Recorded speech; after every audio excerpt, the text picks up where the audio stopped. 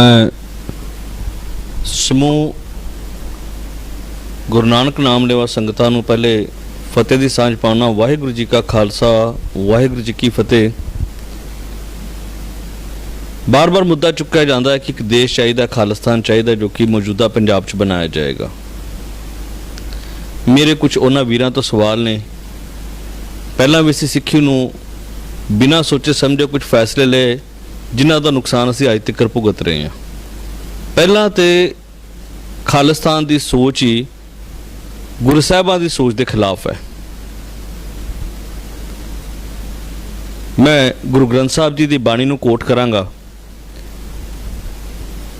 कि जदों बाबर हमला करता है और बाबर बाणी जिहड़ी कि धन श्री गुरु ग्रंथ साहब जी च दर्ज है, उदों धन गुरु नानक साहब पातशाह पंजाब की धरती ते हैगे। बड़ी मारकट होंदी है, बहुत वड्डिया जाता है। सतगुरां ने अकाल पुरख तो एको जगह शिकायत की, वो इत्थे ही की कि एती मार पई कुरलाने तैंकी दर्द ना आया। पर जदों इस हमले के खिलाफ वो आवाज़ चुकते ने तो ये नहीं कह रहे कि करतारपुर डराया है, ये नहीं कह रहे कि जिहड़ी एक जिले नूं मुखातब करके कह रहे उनके जिले नूं डराता या पंजाब नूं डराता। वो उस टाइम पूरे देश की गल कर रहे हैं, वो है हिंदुस्तान। और बाणी च दर्ज है, खुरासान खसमाना किया हिंदुस्तान डराया। सतगुरां दी सारे गुरुआं दी सोच जो है देश नूं लैके है, ना कि पर्टिकुलर एक स्थान नूं लैके। फिर आपां कलगीधर पातशाह दे कोल आ जाइए। जन्म पटने च हो रहा, ज्योति जोत महाराष्ट्र विच समा रहे ने, बाणी और मौजूदा हिमाचल प्रदेश यमुना के कंढे बह के लिख रहे हैं। गल दसना चाहांगा, आनंदपुर साहब की धरती, विसाखी का समा, खालसा पंथ की साजना हो रही है तो कलगीधर पातशाह धर्म की रखिया, देश की रखिया वास्ते शीस मंग रहे हैं। तो वो आप भी झाती मार लिए भी जिहदे पंज प्यारे ने आए कित्थों कित्थों। पहला पंज प्यारे भाई दया सिंह जी उठते हैं जिहड़े कि कल्ले पंजाबी हैं, ये आए ने लाहौर तो। दूजे पंज प्यारे भाई धर्म सिंह जी ये आए ने यूपी तो, हस्तिनापुर तो। और इन्हां दी माँ बोली कोई पंजाबी नहीं हैगी, ये उत्थे दी ब्रिज भाषा बोलते हैं। तीजे पंजां प्यारिਆਂ चों तीजे सिंह उठते हैं भाई हिम्मत सिंह जी, ये आए ने जगन्नाथपुरी तो, उड़िया ने। चौथे भाई मोहकम सिंह जी, ये द्वारका गुजरात तो, गुजराती ने। पंजवें साहिब सिंह जी ये करनाटक तो ने, कन्नड़ बिदर तो आए हैं। जदों सीस जदों सतगुरां ने मंगिया तो ये नहीं भी कल्ले पंजाब ने दिता, पूरे हिंदुस्तान ने अगे रखिया पंजां प्यारिਆਂ दी रूप दे विच। ये देश का कॉन्सैप्ट जदों सतगुरां ने कोई चीज़ मंगी है, कोई सीस मंगिया तो पूरा देश उठ के आया है। जदों उन्हां वास्ते सिंह लड़े ने तो कल्ले पंजाब तो नहीं सी हैगे, पूरे देश तो सी जदों धर्म की लड़ाई चल रही सीगी। मेरी बेनती है कि सतगुरां नूं सोच नूं असीं पहरा दईए। देश की रखिया वास्ते जो सिख बनिया वो देश की रखिया के काम आए, किते देश के खिलाफ चलती हुई लड़ाई किसी किस्म का सहयोग ना पाए। तो मेरा एक सवाल है वीरो कि जदों पहला तो असीं ननकाना साहब वास्ते अरदास करते रहने हैं, दुनिया के हर गुरुद्वारे च अरदास हो रही है कि आ जो सेवा सतगुरु तुसीं खो ली है सानू वापस करो। तो फिर कि आपां पटना साहब, हजूर साहब, बंगला साहब, शीशगंज साहब इन्हां सारिਆਂ वास्ते भी अरदास करांगे, नानक मता, नानक झीरा, कि ये जिहड़ी सेवा खो ली है वापस करो। अज जो सारी सेवावां ने एक देश वंड के नां ते असीं गुरुआं दी वंड पा दईए, गुरु घरां दी वंड पा दईए। सतगुरां दी करम धरती पूरा दा पूरा देश रहा, पूरे देश के अंदर उन्हां दे चरण ने। जदों सतगुरु पटना साहब च जन्म लेंदे ने तो उन्हां दे पिता गुरु तेग बहादुर साहब आसाम च ने। इत्थे अध्यात्मक तौर पर मैं जवाब दे रहा कि जेड़े हज़ारां ही गुरुद्वारे जो इतिहासिक नहीं हैगे ते ਉਹ ਜੋ ਹੈਗੇ ਆ ਜਿਹੜੇ ਇਤਿਹਾਸਿਕ ਗੁਰਦੁਆਰੇ ਜਿਹੜੇ ਹੈਗੇ ਆ ਉਹਨਾਂ ਦੀ ਤਾਂ ਗੱਲ ਛੱਡ ਦਈਏ, ਜਿਹੜੇ ਨੌਨ ਇਤਿਹਾਸਿਕ ਗੁਰੂ ਸਿੰਘ ਸਭਾਵਾਂ ਔਰ ਉਸ ਤੋਂ ਬਾਅਦ ਹਜ਼ਾਰਾਂ ਹੀ ਗੁਰਦੁਆਰੇ ਜਿਹੜੇ ਬਾਹਰ ਨੇ, ਪੰਜਾਬ ਤੋਂ ਬਾਹਰ ਨੇ, ਜਿੰਨੇ ਗੁਰਦੁਆਰੇ ਪੰਜਾਬ ਆ ਉਸ ਤੋਂ ਕਈ ਗੁਣਾ ਬਾਹਰ ਨੇ, ਇੰਦੌਰ, ਬੰਬੇ, ਮਦਰਾਸ, ਬੈਂਗਲੋਰ, ਮਤਲਬ ਕਿਹੜਾ ਕੋਨਾ ਹਿੰਦੁਸਤਾਨ ਦਾ ਜਿੱਥੇ ਗੁਰਦੁਆਰੇ ਨਹੀਂ ਹੈਗੇ। ਤੇ ਜਦੋਂ ਖਾਲਿਸਤਾਨ ਕਦੀ ਬਣੇਗਾ ਔਰ ਜੋ ਬੇਅਦਬੀ ਹੋਏਗੀ ਉਹਨਾਂ ਦਾ ਜ਼ਿੰਮੇਵਾਰ ਕੌਣ ਹੋਏਗਾ? ਮੇਰਾ ਫਿਰ ਸਵਾਲ ਹੈ, ਇੱਕ ਗੱਲ ਦਾ ਪ੍ਰੋਪਾਗੈਂਡਾ ਤੇ ਬਹੁਤ ਹੀ ਕੀਤਾ ਜਾਂਦਾ ਕਿ ਸਾਨੂੰ ਖਤਰਾ ਹੈ, ਹਿੰਦੁਸਤਾਨ 'ਚ ਸਿੱਖਾਂ ਨੂੰ ਖਤਰਾ ਹੈ, ਹਿੰਦੁਸਤਾਨ ਸਿੱਖਾਂ ਨੂੰ ਖਤਰਾ ਹੈ। ਮੈਂ ਕਹਾਂਗਾ ਵੀਰੋ ਬਸ ਕਰੋ। ਇੱਕ ਵਾਰੀ ਪਾਕਿਸਤਾਨ ਬਣਿਆ 10 ਲੱਖ ਸਿੱਖ ਮਰਿਆ, ਅੱਜ ਉੱਥੇ ਗੁਰਦੁਆਰੇ ਤੋੜ ਕੇ ਮੌਲ ਬਣਾਈ ਜਾ ਰਹੇ ਨੇ, ਕੋਈ ਆਵਾਜ਼ ਨਹੀਂ ਚੁੱਕਦਾ। ਬਾਅਦ 'ਚ ਇਹੀ ਕੰਮ ਇੱਧਰ ਹੋਣਗੇ, ਜਦੋਂ ਖਾਲਿਸਤਾਨ ਬਣ ਜਾਏਗਾ ਸਿੱਖਾਂ ਨੂੰ, ਕਰੋੜਾਂ ਹੀ ਸਿੱਖ ਜਿਹੜਾ ਬਾਹਰ ਰਹਿੰਦਾ ਉਹਨੂੰ ਵਸਾਇਆ ਕਿੱਥੇ ਜਾਏਗਾ? ਕੀ ਉਹ ਪੰਜਾਬ 'ਚ ਵਸਣਗੇ? 5000 ਜਿਹੜੇ ਕਿ 84 ਪੀੜਿਤ ਗਏ ਸਨ ਉਹ ਤੇ ਵਸਾਏ ਨਹੀਂ ਗਏ ਅੱਜ ਤੱਕ ਉੱਥੇ। ਤੇ ਜਿਹੜਾ ਕਰੋੜਾਂ ਸਿੱਖ ਉੱਥੇ ਰਹਿੰਦਾ ਹੈਗਾ ਪੰਜਾਬ ਤੋਂ ਬਾਹਰ, ਜਿਹੜਾ ਕਿ ਮਾਲੀ ਫਾਈਨੈਂਸ਼ਲੀ ਬਹੁਤ ਸਟਰੋਂਗ ਹੈ, ਸਿੱਖੀ ਵਜੋਂ ਵੀ ਬਹੁਤ ਸਟਰੋਂਗ ਹੈ, ਤੇ ਤੁਸੀਂ ਕੀ ਕਹਿਣਾ ਚਾਹੁੰਦੇ ਹੋ ਕਿ ਉਹਨਾਂ ਦੀ ਧੀਆਂ ਭੈਣਾਂ ਬੇਅਦਬੀ ਹੋਏ, ਉਹ ਸਿੱਖ ਮਾਰੇ ਜਾਣ, ਲੱਖਾਂ ਦੀ ਗਿਣਤੀ 'ਚ ਮਾਰੇ ਜਾਣ ਤੇ ਲਾਸ਼ਾਂ ਦੇ ਢੇਰ ਦੇ ਉੱਪਰ ਇੱਕ ਦੇਸ਼ ਦੀ ਸਥਾਪਨਾ ਕੀਤੀ ਜਾਏ? ਮੇਰਾ ਸਵਾਲ ਹੈ ਕਿ ਬਾਰ-ਬਾਰ ਇਹ ਕਿਹਾ ਜਾਂਦਾ ਹੈ ਕਿ ਹਿੰਦੁਸਤਾਨ ਦੇ ਵਿੱਚ ਸਾਨੂੰ ਹਿੰਦੂਆਂ ਤੋਂ ਖਤਰਾ ਹੈ। ਅਸੀਂ ਲੋਕ ਤੇ ਪੰਜਾਬ ਤੋਂ ਬਾਹਰ ਰਹਿੰਦੇ ਹਾਂ। ਅੱਜ ਰਿਚੈਸਟ ਸਿੱਖ ਜਿਹੜਾ ਅਮੀਰ ਤੋਂ ਅਮੀਰ ਸਿੱਖ ਹੈ ਪੰਜਾਬ ਤੋਂ ਬਾਹਰ ਹੈ, ਜਾਂ ਬੰਬੇ ਹੈ, ਇੰਦੌਰ ਹੈ, ਦਿੱਲੀ ਹੈ। ਮੈਂ ਕਹਾਂਗਾ ਜੇ ਖਤਰਾ ਹੁੰਦਾ ਤੇ ਉਹ ਇੰਨੇ ਅਮੀਰ ਕਿੱਦਾਂ ਹੋਏ ਵਪਾਰ ਕਰਕੇ? ਸਾਨੂੰ ਕਿਤੇ ਕੋਈ ਖਤਰਾ ਨਹੀਂ। ਗੁਰਬਾਣੀ ਪੜ੍ਹਦੇ ਹਾਂ, ਆਪਣਾ ਧਰਮ ਮੰਨਦੇ ਹਾਂ, ਸਾਨੂੰ ਕੋਈ ਖਤਰਾ ਨਹੀਂ। ਸਾਡੀ ਫਾਈਨੈਂਸ਼ੀਅਲ ਪੋਜੀਸ਼ਨਸ ਦੇਖੋ, ਸਾਡੀ ਸਿੱਖੀ ਦੇਖੋ, ਕਿਤੇ ਸਾਨੂੰ ਕਿਤੇ ਰੁਕਿਆ ਟੁੱਕਿਆ ਨਹੀਂ ਜਾਂਦਾ। ਇਹ ਜਿਹੜਾ ਪ੍ਰੋਪਾਗੈਂਡਾ ਆਪਾਂ ਬਾਰ-ਬਾਰ ਕਰ ਰਹੇ ਹਾਂ ਕਿ ਸਾਨੂੰ ਖਾਲਿਸਤਾਨ ਚਾਹੀਦਾ, ਖਾਲਿਸਤਾਨ ਚਾਹੀਦਾ ਹੈ, ਇਹ ਗੁਰੂਆਂ ਦੀ ਸੋਚ ਤੋਂ ਬਾਹਰ ਹੈ।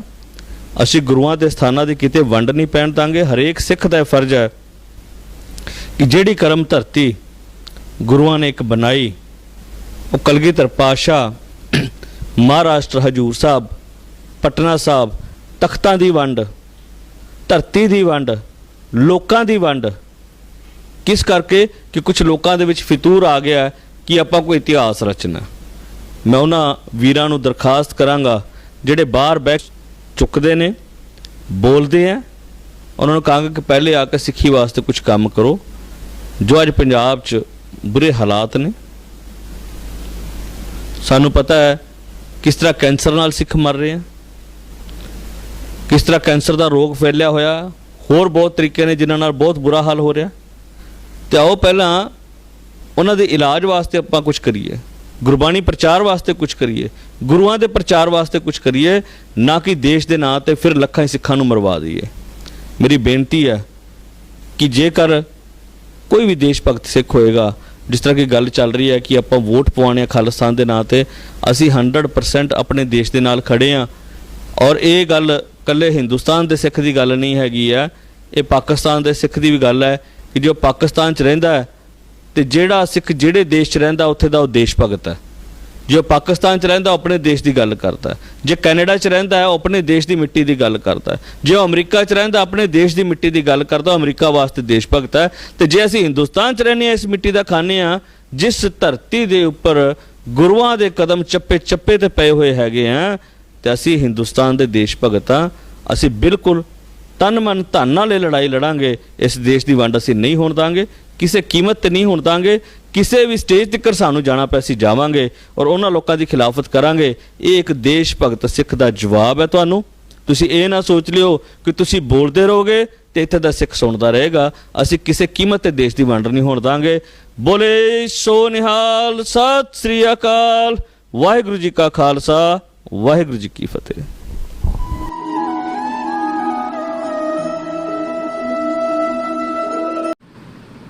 ਸਮੁੱਤਿਆਂ ਸਿਰਸਾ ਧਨਵਾਸ ਜਗਤ ਪ੍ਰੰਦੇ, ਦਾਸ ਦਾ ਸਿਰ ਪੂਰੀ ਕਾਇਨਾਤ ਅੱਗੇ ਝੁਕਦਾ ਹੈ। ਕਿਉਂਕਿ ਮੇਰਾ ਪ੍ਰੀਤਮ ਪਿਆਰਾ ਈਸ਼ਵਰ ਅੱਲਾ ਗਾਡ ਖੁਦਾ ਜ਼ਰੇ ਜ਼ਰੇ ਪੱਤੇ ਪੱਤੇ ਕਣ ਕਣ ਵਿੱਚ ਵਿਰਾਜਮਾਨ ਹੈ।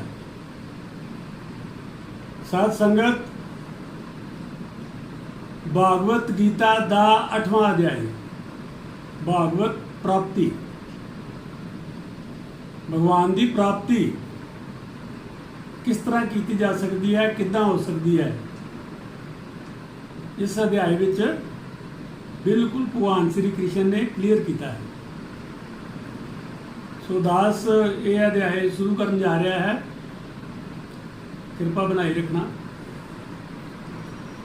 सर्व धर्मां दियां साइयां अर्जन श्री भगवान कृष्ण नूं कह रहे है।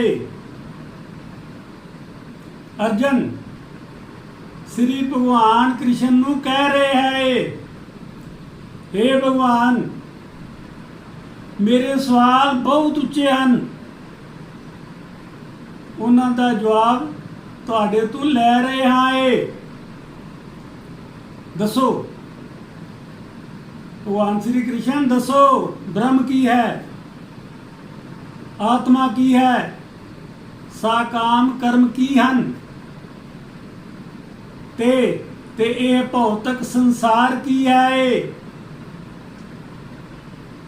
देवता की हन। इस पूरे जगत का स्वामी कौन है, उसने किवें इन्हां सब शरीरां दी सार लई है अते मौत दे समय भगती विच लगे रहन वाले तुहानू किवें जान जांदे ने। भगवान श्री कृष्ण ने क्या, भगवान श्री कृष्ण ने क्या, परमेश्वर अविनाशी है, ये परमेश्वर अविनाशी है, अलौकिक जीव ब्रह्म कहाउंदे ने अते इन्हां दा नित दा सुभाव आत्मा कहाए, इन्हां दा नित दा सुभाव आत्मा कहाए जां फिर अध्यात्म कहाउंदे ने। जीवां दे शरीरां नाल संबंधित कारज, इन्हां जीवां दे शरीरां नाल संबंधित कारज कर्म जां सा काम कर्म कहाउंदे ने।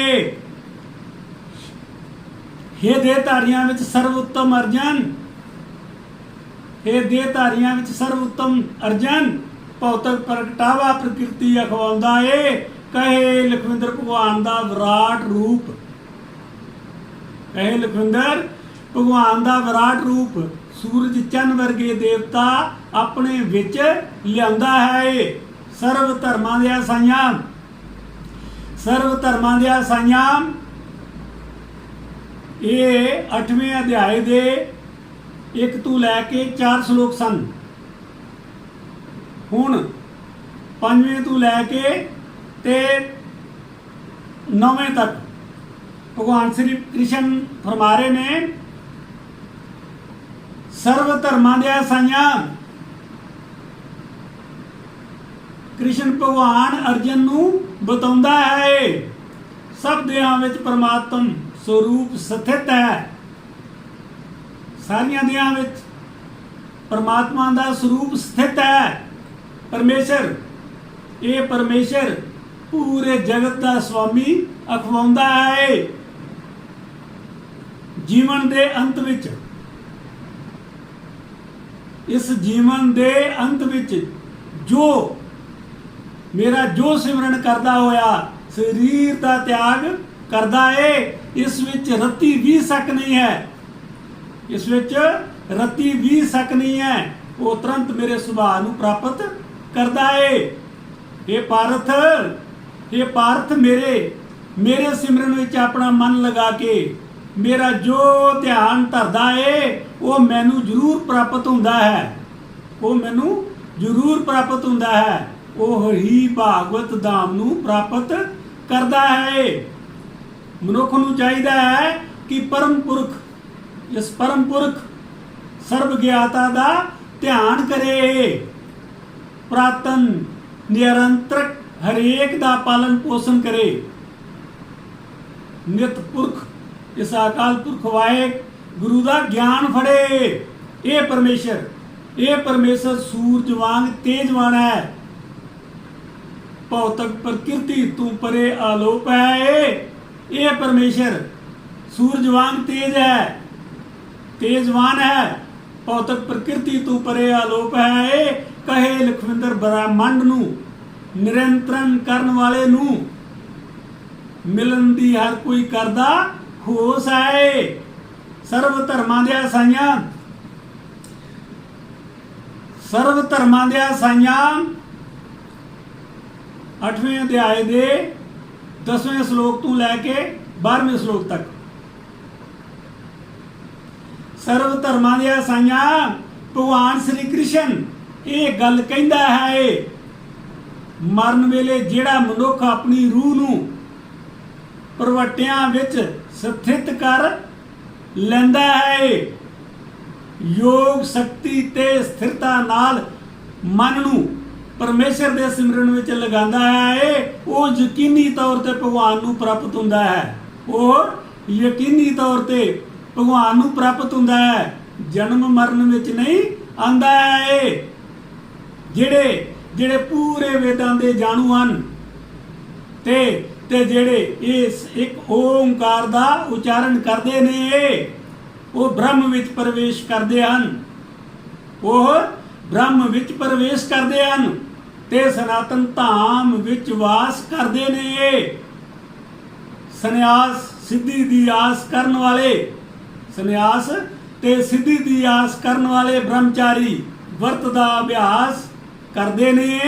ਬ੍ਰਹਮਚਾਰੀ ਦੇ ਸਿਧਾਂਤਾਂ ਨੂੰ ਅਪਣਾ ਕੇ, ਬ੍ਰਹਮਚਾਰਤਾ ਦੇ ਸਿਧਾਂਤਾਂ ਨੂੰ ਅਪਣਾ ਕੇ ਜੀਵਨ ਵਿੱਚ ਪਏ ਤਰੱਕੀ ਨੂੰ ਹਾਸਲ ਕਰਦੇ ਨੇ। ਸਾਰੀਆਂ ਇੰਦਰੀਆਂ ਦੀਆਂ ਕਿਰਿਆਵਾਂ ਤੋਂ ਬਚਣਾ ਯੋਗ ਦੀ ਸਥਿਤੀ ਕਿਹਾ ਜਾਂਦਾ ਹੈ। ਕਹੇ ਲਖਵਿੰਦਰ ਜੋ 9 ਦਰਵਾਜ਼ੇ ਬੰਦ ਕਰਕੇ ਧਿਆਨ ਇਸ ਤ੍ਰੈਕੁਟੀ ਦੇ ਵਿੱਚ ਲਗਾ ਪਾਉਂਦਾ ਹੈ। ਸਰਵ ਧਰਮਾਂ ਦੇ ਸਾਈਆਂ, ਸਰਵ ਧਰਮਾਂ ਦੇ ਸਾਈਆਂ ਸ੍ਰੀ ਕ੍ਰਿਸ਼ਨ ਭਗਵਾਨ, ਸਰਵ ਧਰਮਾਂ ਦੇ ਸਾਈਆਂ ਸ੍ਰੀ ਕ੍ਰਿਸ਼ਨ ਓਮਕਾਰ ਲਈ ਕਹਿ ਰਹੇ ਨੇ। ਸ੍ਰੀ ਕ੍ਰਿਸ਼ਨ ਓਮਕਾਰ, ਇੱਕ ਓਮਕਾਰ ਲਈ ਕਹਿ ਰਹੇ ਨੇ। ਪਵਿੱਤਰ ਅੱਖਰ ਓਮਕਾਰ ਦਾ ਉਚਾਰਨ ਕਰਨ ਵਾਲੇ, ਪਵਿੱਤਰ ਅੱਖਰ ਓਮਕਾਰ, ਇਸ ਇੱਕ ਓਮਕਾਰ ਦਾ ਉਚਾਰਨ ਕਰਨ ਵਾਲੇ ਅਧਿਆਤਮ ਲੋਕ ਵਿੱਚ ਰਹਿੰਦੇ ਨੇ। ਇਹ ਓਮਕਾਰ ਨਿਰਾਕਾਰ ਧੁਨੀ ਹੈ।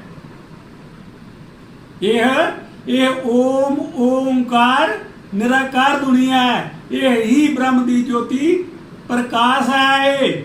ਜੇ ਕੋਈ ਓਮਕਾਰ ਦਾ ਚਿੰਤਨ ਕਰਦਾ ਹੈ, ਉਸ ਦਾ ਸਨਾਤਨ ਧਾਮ ਵਿੱਚ ਵਾਸ ਹੈ। ਇਹ ਪృਥਾ ਪੁੱਤਰ ਅਰਜਨ ਜੋ ਸਥਿਰ ਭਾਵ ਨਾਲ ਨਿਰੰਤਰਨ ਉਹ ਮੇਰਾ ਧਿਆਨ ਧਰਦਾ ਏ, ਉਸ ਨੂੰ ਮੈਂ ਆਸਾਨੀ ਨਾਲ ਮਿਲਣ ਵਾਲਾ ਹਾਂ। ਉਹ ਮੇਰਾ ਹੀ ਧਿਆਨ ਪਿਆ ਕਰਦਾ ਹੈ। ਮੈਨੂੰ ਪ੍ਰਾਪਤ ਕਰਨ ਵਾਲੇ ਮਹਾਂਪੁਰਖ ਜੋ ਨਿਤ ਸਦਾ ਮੇਰੀ ਭਗਤੀ ਕਰਦੇ ਨੇ, ਦੁੱਖਾਂ ਨਾਲ ਭਰੇ ਇਸ ਸੰਸਾਰ ਦੇ ਵਿੱਚ ਉਹ ਪਰਤ ਕੇ ਕਦੇ ਧਿਆਨ ਨਹੀਂ ਕਰਦੇ ਨੇ। ਇਸ ਸੰਸਾਰ ਵਿੱਚ ਉੱਚੇ ਲੋਕ ਤੋਂ ਨੀਚਲੇ ਲੋਕ ਤੱਕ ਸਾਰੇ ਦੁੱਖਾਂ ਦੇ ਘਰ ਬਣੇ ਨੇ। ਕਹੇ ਲਖਵਿੰਦਰ ਜਨਮ ਮੌਤ ਦੇ ਚੱਕਰ ਵਿੱਚ ਘੁੰਮਦੇ ਨੇ। ਕਹੇ ਲਖਵਿੰਦਰ ਇਹ ਸਾਰੇ ਜਨਮ ਮਰਨ ਦੇ ਚੱਕਰ ਵਿੱਚ ਘੁੰਮਦੇ ਨੇ। ਸੰਸਾਰ ਵਿੱਚ ਦੁੱਖ ਘਣੇ ਨੇ। ਸਰਵ ਧਰਮਾਂ ਦੇ ਸਾਈਆਂ, ਸਰਵ ਧਰਮਾਂ ਦੇ ਸਾਈਆਂ ਤੇਰੀ ਧੁਰ ਦਰਗਾਹ ਤੇ ਪਹੁੰਚਣਾ ਹੈ। ਸਭ ਤੋਂ ਉੱਚੀ ਮੰਜ਼ਿਲ ਹੈ ਜਿਹੜੀ, ਉਸ ਉੱਚ ਮੰਜ਼ਿਲ ਬਾਰੇ ਵੀ ਸੋਚਣਾ ਹੈ, ਜਿਸ ਨੂੰ ਪ੍ਰਾਪਤ ਕਰ ਲੈਣ ਨਾਲ ਕੋਈ ਵਾਪਸ ਸੰਸਾਰ ਵਿੱਚ ਨਹੀਂ ਆਉਂਦਾ ਹੈ। ਇਸ ਅਪਰਗਟ ਅਵਿਨਾਸ਼ੀ ਨੂੰ ਕੋਈ, ਇਸ ਇੱਕ ਅਵਿਨਾਸ਼ੀ ਨੂੰ ਕੋਈ ਵਿਰਲਾ ਹੀ ਸੱਚੀ ਭਗਤੀ ਕਰਕੇ ਪਾਉਂਦਾ ਹੈ। परमेश्वर परमेश्वर जो सब तो महान है अटुट भगती राही प्राप्त ਕਰਨ ਲਈ ਕਹਿੰਦੇ ਨੇ ਪਰਮੇਸ਼ਰ ਆਪਣੇ ਧਾਮ ਵਿੱਚ ਵਿਰਾਜਮਾਨ ਹਨ ਜੋ ਸਰਵਵਿਆਪੀ ਬਣ ਕੇ ਰਹਿੰਦੇ ਨੇ। ਇਹ ਪਰਮੇਸ਼ਰ ਆਪਣੇ ਧਾਮ ਵਿੱਚ ਵਿਰਾਜਮਾਨ ਹੈ ਜੋ ਸਰਵਵਿਆਪੀ ਬਣ ਕੇ ਰਹਿੰਦੇ ਨੇ। ਹੇ ਭਰਤ ਸ੍ਰੇਸ਼ਟ ਹੁਣ ਮੈਂ ਤੈਨੂੰ ਉਹਨਾਂ ਵੱਖੋ ਵੱਖਰੇ ਕਾਲਾਂ ਬਾਰੇ ਗੱਲ ਕਹੀਏ ਜਿਨ੍ਹਾਂ ਵਿੱਚ ਇਸ ਸੰਸਾਰ ਤੋਂ ਜਾਣ ਵਾਲਾ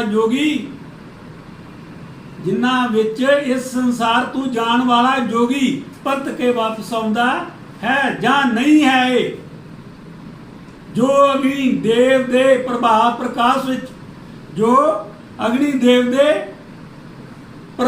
ਪ੍ਰਕਾਸ਼ ਵਿੱਚ ਚਾਨਣ ਪੱਖ ਸੂਰਜ ਉੱਤਰ ਦਸ਼ਾ ਵੱਲ ਰਹਿੰਦਾ ਹੈ। ਕਹੇ ਲਖਵਿੰਦਰ ਉਹਨਾਂ ਦੇ 6 ਮਹੀਨਿਆਂ ਵਿੱਚ ਜੋ ਸਰੀਰ ਤਿਆਗ ਕਰਨ ਕਹੇ ਲਖਵਿੰਦਰ ਇਹਨਾਂ 6 ਮਹੀਨਿਆਂ ਵਿੱਚ ਜੋ ਸਰੀਰ ਤਿਆਗ ਕਰਨ ਪਾਰ ਬ੍ਰਹਮ ਨੂੰ ਪ੍ਰਾਪਤ ਕਰ ਲੈਂਦਾ ਹੈ। ਸਰਵ ਧਰਮਾਂ ਦੇ ਸਾਈਆਂ ਇਸ ਸ਼ਲੋਕ ਨੰਬਰ 24 ਤੋਂ ਲੈ ਕੇ 28 ਤੱਕ ਸਰਵ ਧਰਮਾਂ ਦੇ ਸਾਈਆਂ ਇਸ ਦੁਨੀਆ ਤੋਂ ਤਾਂ ਜਾਣਾ ਪੈਣਾ ਹੀ ਹੈ ਆਪਣੇ ਕੀਤੇ ਹੋਏ ਕਰਮਾਂ ਮੁਤਾਬਕ ਫਿਰ ਅਗਲਾ ਜਨਮ ਤੋਂ ਲੈਣਾ ਪੈਣਾ ਹੀ ਹੈ। ਜੋ ਧੂਆਂ ਰਾਤ ਹਨੇਰਾ ਪੱਖ ਜਾਂ ਸੂਰਜ ਦੇ ਦੱਖਣ ਵੱਲ ਰਹਿਣ ਤੇ ਸਰੀਰ ਛੱਡਦਾ ਏ ਉਹ ਚੰਦਰ ਲੋਕ ਨੂੰ ਜਾਂਦਾ ਹੈ। ਵਾਪਸ 84 ਲੱਖ ਜੂਨਾਂ ਵਿੱਚ ਸਿਰਾ ਕੱਢਦਾ ਏ। ਸੰਸਾਰ ਤੋਂ ਜਾਣ ਦੇ 2 ਰਸਤੇ ਹਨ। ਇਸ ਸੰਸਾਰ ਤੋਂ ਜਾਣ ਦੇ 2 ਰਸਤੇ ਹਨ। ਇੱਕ ਪ੍ਰਕਾਸ਼ ਤੇ ਦੂਜਾ ਹਨੇਰਾ ਹੈ। ਪ੍ਰਕਾਸ਼ ਵਿੱਚ ਜਾਣ ਤੇ ਵਾਪਸ ਨਹੀਂ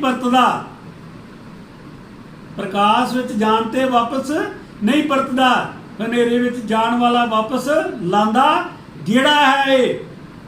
ਹੇ ਅਰਜਨ ਭਗਤ ਲੋਕ ਇਹਨਾਂ 2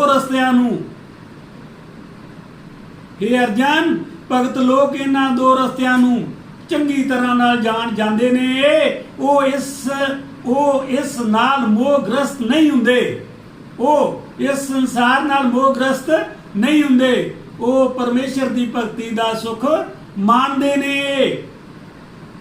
ਜਿਹੜਾ ਮਨੁੱਖ ਭਗਤੀ ਮਾਰਗ ਸਵੀਕਾਰ ਕਰਦਾ ਹੈ ਉਹ ਸਾਰੇ ਫਲ ਪ੍ਰਾਪਤ ਕਰਦਾ ਹੈ। ਕਹੇ ਲਖਵਿੰਦਰ ਭਗਤੀ ਫਲ ਪ੍ਰਾਪਤ ਕਰਕੇ ਪਰਮ ਨਿਤ ਧਾਮ ਨੂੰ ਪ੍ਰਾਪਤ ਕਰਦਾ ਹੈ। ਸਰਵ ਧਰਮਾਂ ਦੇ ਸਾਈਆਂ ਦਾਸ ਇੱਥੇ ਹਨੇਰਾ ਤੇ ਚਾਨਣ ਦੀ ਗੱਲ ਜੋ ਕਲੀਅਰ ਕਰ ਦਿੰਦਾ ਹੈ ਕਿ ਭਾਗਵਤ ਗੀਤਾ ਸਾਨੂੰ ਸਮਝਾ ਰਹੀ ਹੈ ਹਨੇਰਾ ਜੋ ਅਗਿਆਨੀ ਲੋਕ ਹਨ ਇਸ ਸੰਸਾਰ ਵਿੱਚ ਫਸੇ ਹਨ ਉਹਨਾਂ ਲਈ ਹੈ ਔਰ ਚਾਨਣ ਉਹਨਾਂ ਲਈ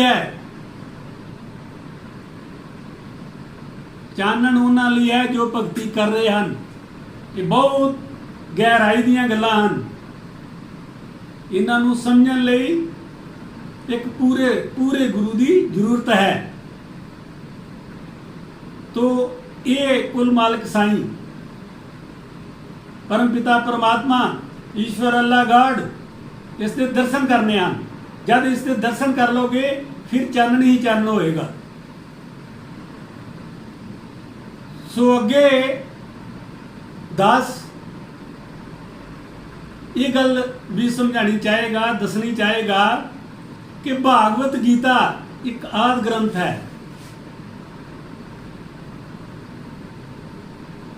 इस दे एक श्लोक में भगवान श्री कृष्ण ने एक कंप्लीट चानन किया पूर्ण ज्ञान। बस जीव एक मन एक चित्त होके अगर समझने की कोशिश करे तो इस भागवत की प्राप्ति भगवान की प्राप्ति ਕੀਤੀ ਜਾ ਸਕਦੀ ਹੈ। ਇਹ ਸਿੱਖ ਕੁਲ ਮਾਲਕ ਸਾਈਂ ਦੀ ਪ੍ਰਾਪਤੀ ਕੀਤੀ ਜਾ ਸਕਦੀ ਹੈ। ਜੋ ਇਸ 8ਵੇਂ ਅਧਿਆਏ ਨੂੰ ਸਹੀ ਤਰੀਕੇ ਨਾਲ ਸਮਝਣ ਦੀ ਕੋਸ਼ਿਸ਼ ਕਰੇਗਾ। ਦਾਸ ਤਾਂ ਇੱਕ ਆਪਣੀ ਲੈ ਦੇ ਉੱਤੇ ਜੋ ਇਸ 8ਵੇਂ ਅਧਿਆਏ ਵਿੱਚ ਪੂਰੇ ਸ਼ਲੋਕਾਂ ਵਿੱਚ ਕਿਹਾ ਗਿਆ ਹੈ ਬੋਲ ਦਿੱਤਾ ਹੈ। ਪੂਰਾ ਇੱਕ ਸ਼ਲੋਕ ਦੀ ਵਿਆਖਿਆ ਨਹੀਂ ਕਰ ਪਾ ਰਿਹਾ, ਕਿਉਂਕਿ ਸਮਾਂ ਵਕਤ ਆਪਣੀ ਰੂਟੀਨ ਵਿੱਚ ਚੱਲ ਰਿਹਾ ਹੈ। ਜੋ ਇਸ 8ਵੇਂ ਅਧਿਆਏ ਨੂੰ ਕੰਪਲੀਟ ਕਰਨਾ ਦਾਸ ਜ਼ਰੂਰੀ ਸਮਝਦਾ ਹੈ ਕਿ ਇਹ 8ਵੇਂ ਅਧਿਆਏ ਦੇ ਸ਼ਲੋਕ ਸਾਨੂੰ ਕਿਸ ਦਿਸ਼ਾ ਵੱਲ ਜਾ ਰਹੇ ਹਨ, ਕੀ ਸਾਨੂੰ ਗਿਆਨ ਕਰਵਾ ਰਹੇ ਹਨ। ਸੋ ਇਸ ਕਰਕੇ ਇਸ 8ਵੇਂ ਅਧਿਆਏ ਵਿੱਚ ਪੂਰਾ ਮਨ ਚਿੱਤ ਲਾ ਕੇ ਇਸ ਦਾ ਪੂਰਾ ਗਿਆਨ ਪ੍ਰਾਪਤ ਕਰਨਾ ਹੈ। ਤੋਂ ਅੱਗੇ 9ਵੇਂ ਅਧਿਆਏ ਵਿੱਚ ਭਗਵਾਨ ਸ੍ਰੀ ਕ੍ਰਿਸ਼ਨ ਅਰਜਨ ਨੂੰ ਗੁਪਤ ਗਿਆਨ, ਪਰਮ ਗੁਪਤ ਗਿਆਨ ਦੀ ਗੱਲ ਕਹਿਣੀ ਹੈ। ਉਹ ਅੱਗੇ ਸੁਣ ਲਈ, ਸਮਝਣ ਲਈ ਫਿਰ ਆਪਣਾ ਇੱਕ ਮਨ ਚਿੱਤ ਹੋ ਕੇ ਤਿਆਰ ਰਹਿਣਾ ਹੈ। सर्व धर्मा सर्व धर्मा सर्व धर्मा। Wait for my instruction, wait. Balloon ऐसे, टूथपिक ऐसे कर लीजिए। ओके, जब स्टार्ट बोलूंगा तब शुरू होगा। Clear instructions, I give you time the moment I से स्टार्ट। इस एक्टिविटी के खत्म होने तक, टाइम के खत्म होने तक, जिसके हाथ में बैलून बचा हुआ, जिसके हाथ में लास्ट तक बैलून बचा हुआ वो विनर। जो लास्ट तक अपना बैलून बचाया, जिसके हाथ में लास्ट तक बैलून हुआ वो विनर। 3, 2, 1 स्टार्ट। जिसके हाथ में बैलून बचा हुआ वो विनर, जिसके हाथ में बैलून बचा वो विनर, जिसके हाथ में लास्ट तक बैलून बचा हुआ वो winner. Careful, yes. Can you encourage us? Yes, time है, अभी टाइम है, आराम से। यस। जिसके हाथ में बैलून बचा हुआ वो विनर, जिसके हाथ में बैलून बचा हो वो विनर। जैसे खड़े थे वैसे खड़े हो जाइए।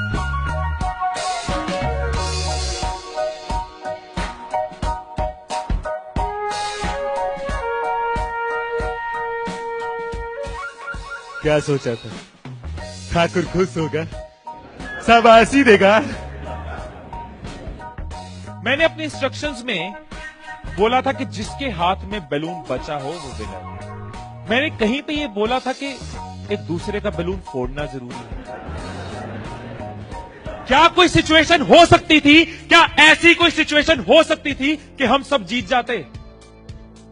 कोई सिचुएशन हो सकती थी कि हम सब जीत जाते? क्या कोई सिचुएशन हो सकती थी? क्या? अगर कोई किसी का नहीं फोड़ता, अगर कोई बैलून ना फोड़ते, अगर कोई किसी का नहीं फोड़ता, अगर कोई किसी का बैलून नहीं फोड़ता तो हम सब जीत जाते। मैंने कहीं नहीं कहा कि जीतने के लिए दूसरे को हराना जरूरी है। मैंने कहीं नहीं कहा कि जीतने के लिए दूसरे का नुकसान करना जरूरी है। लेकिन हमारी साइकोलॉजी ऐसे ही चलती है। हमें लगता है जीतना है, ओहो जीतना है तो किसका नुकसान करूं। जैसे ही मैंने कहा जिसके हाथ में बैलून बचा होगा सबके टूथपिक रेडी हो गए, किसका फोड़ना है। और देखो कैसे चल रहे थे, एक का फूट गया, तेरा भी फूट गया, आजा उसका फोड़ते। दो लोग मिलके, हाँ तेरा भी फूट गया, वो बचा, आजा उसको हराते हैं। यही चीज होती है, यही चीज होती है कंपनीज में, यही चीज होती है घरों में, यही चीज होती है पॉलिटिकल पार्टीज में, यही चीज होती है कंट्रीज में। एक दूसरे को हराने के चक्कर में हम सब हार जाते हैं, एक दूसरे को नीचे करने के चक्कर में हम नीचे चले जाते हैं, एक दूसरे को डिफीट करने के चक्कर में हम हार जाते हैं। हमें लगता है कि जीतने के लिए दूसरे को हराना जरूरी है, एक दूसरे के अगेंस्ट जाना जरूरी है, एक दूसरे के अगेंस्ट बोलना जरूरी है। ये चीज कंपनीज में होती है, एम्प्लॉइज में होती है, ऑर्गेनाइजेशन में होती है, पॉलिटिकल पार्टीज में होती है। हर पार्टी एक दूसरे को हराने के चक्कर में देश को हरा रही है। और अगर पार्टी सोचे कि देश को जिताना है तो पार्टीज भी जीत जाएगी, राइट। यही चीज हर जगह है, राइट। सुबह रूम में बैठे कुछ लाइंस मैंने लिखी थी, कभी कभी लिख लेता हूं। So what I wrote in the morning was, अकेले हम बूंद हैं, मिल जाए तो सागर हैं। अकेले हम धागा हैं, मिल जाए तो चादर हैं। अकेले हम कागज हैं, मिल जाए तो किताब हैं। अकेले हम अल्फाज हैं, मिल जाए तो जवाब हैं। अकेले हम पत्थर हैं, मिल जाए तो इमारत है। अकेले हम पत्थर हैं, मिल जाए तो इमारत है।